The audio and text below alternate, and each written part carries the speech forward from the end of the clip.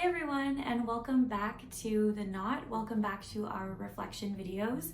If you can believe it, we are already in the season of Lent.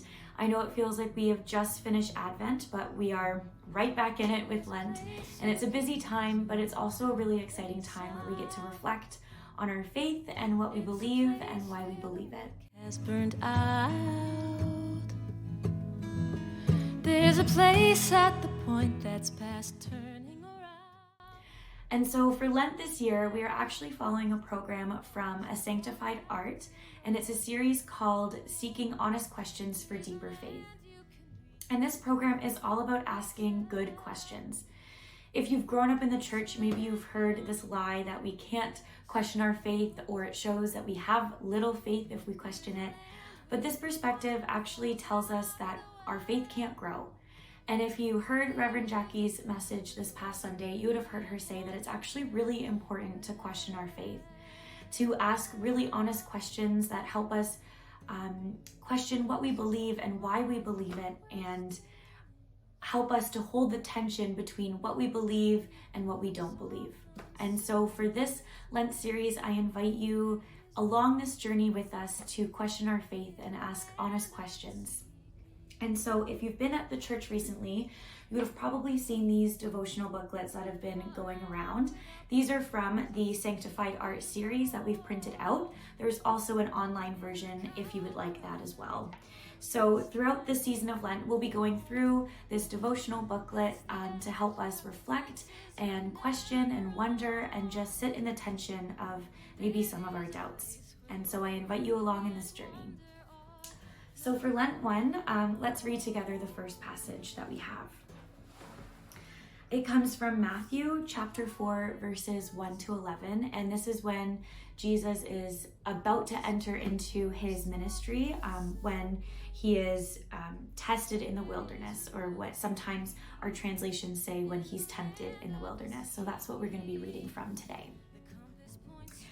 It says this: Then Jesus was led by the Spirit into the wilderness to be tempted. After fasting 40 days and 40 nights, he was hungry. The tempter came to him and said, "If you are the Son of God, tell these stones to become bread." Jesus answered, "It is written, man shall not live on bread alone, but on every word that comes from the mouth of God." Then the devil took him to the holy city and had him stand on the highest point of the temple.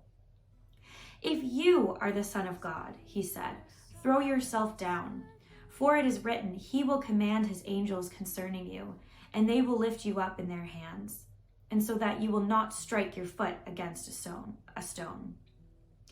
Then Jesus answered him, "It is also written, do not put the Lord your God to the test." Again, the tempter took him to a very high mountain and showed him all the kingdoms of the world and their splendor.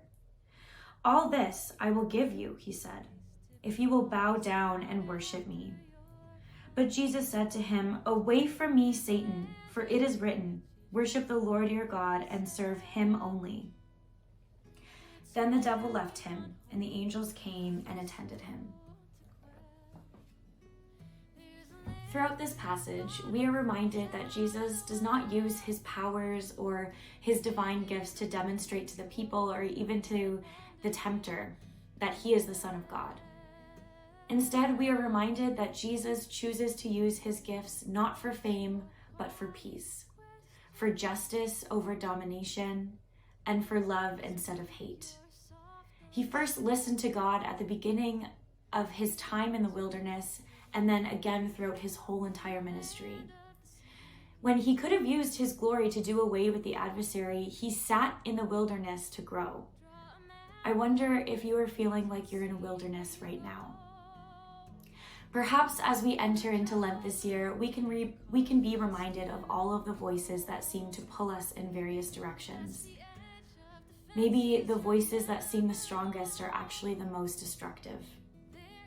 Maybe you've been listening to social media or reputations or your friends' opinions, popularity, or maybe you've been listening even to your own anxiety. I know I can fall into that realm as well. But I invite you and challenge you to tune into the voices that you are listening to this Lent season.